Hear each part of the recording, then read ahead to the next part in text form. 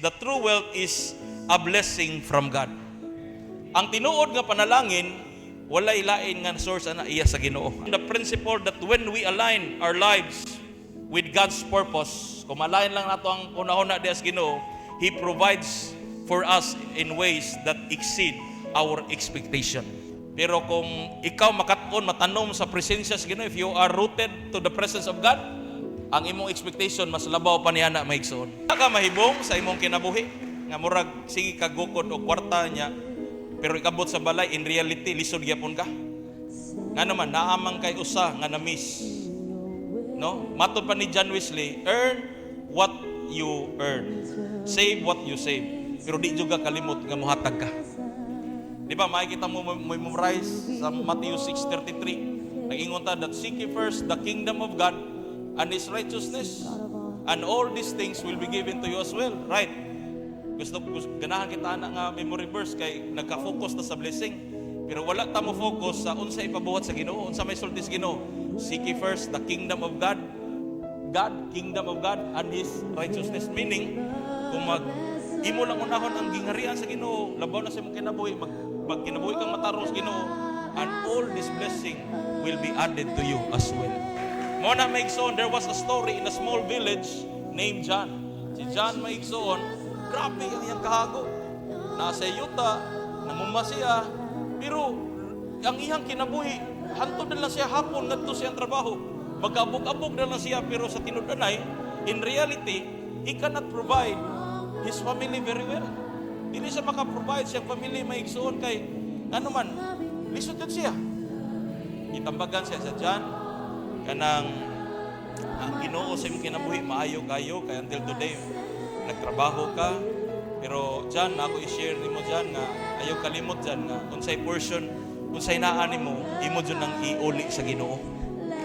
Ayaw jud og kanang panguko nga dili nimo iuli sa Ginoo. So kini si John sa laktod nga pagastorya nagunahon na siya og nagampo siya nga siya, Lord, ako ning buhaton ang gitambag ni nanay sa kuha niya, i-guide ko, Lord, kung siya akong buhaton. So, ato, moto yung gibuhat Maigsoon, nagampo siya, i-guide siya. And then one day, nakahunaw na siya nga ako ning ihatag ang paras Ginoo.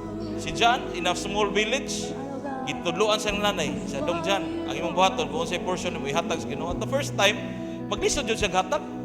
Labi naglisod pa kayang pamilya, pero iyang gihatag ang paras Ginoo. Amen ba? And then, sa din, sige siya hatag sa paras Ginoo, nahibuong lang siya, nga nakaprovide na sa siyang pamilya. O unsay gusto sa family, iyan ang mahatag mga igsoon. Nga the blessing of the Lord brings wealth without painful toil for it. Hallelujah! Tuho yung Ginoo nga i-bless kas Ginoo. Dili pa na sa maabot sa mga material nga mga butang, mag-una dyan ang spiritual. Dapat ma-align ang imuhang hunahuna o ang word sa Ginoo sa imong kinabuhi. Sunod na tanan, mga igsoon. Kaya kung magsunod, kung mag-una magud ka sa kanang mga material niya, dili pa ka malain, mawagtang na ang panalangin sa Ginoo sa imo, ha? More you give, the more blessing you receive. No? Isa may nagtuon niya na Maigsoon nga mas panalanginan ang nihatag kaysa mudawat. Pero kung hamtong ka, mao ni sa advantage, sige na kahatag. Kaya gibaw man ka sa secret sa blessing. Asa ang blessing ni mo kaon? Ang sikreto sa blessing, naas maghatag. Puro sa Ginoo, naani mo kay mag-awas-awas ang mga panalangin. Amen? Hallelujah!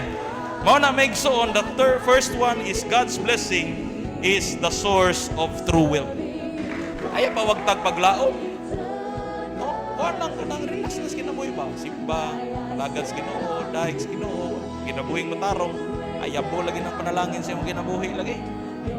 Ibuong ka, asam ni pamutang, asam ni pamutang. Grabe Maigsoon, tagbaw kang sawa na. No? Nga na Maigsoon, kaya nakasabot sila, unsay principles, magsugod yun na sa gamay. Di kakapasar sa gamay, ay na lang pagdahom, nga nakay kasing-kasing, nga muhatag kas Ginoo dako, nga wa ka magsugod sa gamay. Pero na ako yung mga bagong mga youth, na graduate, akong gipangtudloan sa una Maigsoon, sa may tungod sa pagkinabuhing matarong, unahon lang dyan ang Ginoo. Dali raman. Siya 2010 nakapit, nangalagad sa Ginoo. Pero siya, mga ni-graduate, mga 2019, 2020. Karon okay naman ang kinabuhi. Amen ba? Lahi jud ang favor kung naatas Ginoo Maigsoon. Hallelujah!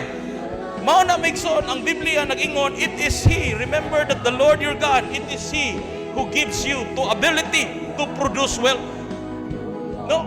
Usay, ganahan kitang minog ng mga panalangin, yes, nindot nila kay di kita may goswali, gusto tag manalangin.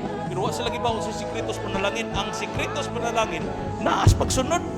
The first one is seek God's guidance. Mangayo jud ka guidance sa Ginoo. The second one is honor God with your resources. Cultivate a heart with gratitude. Igo pa ka ng tanom, anak. Sige pa kang tanom. Seed ba na? One day, mubunga na siya. Muani jud ka maigsoon.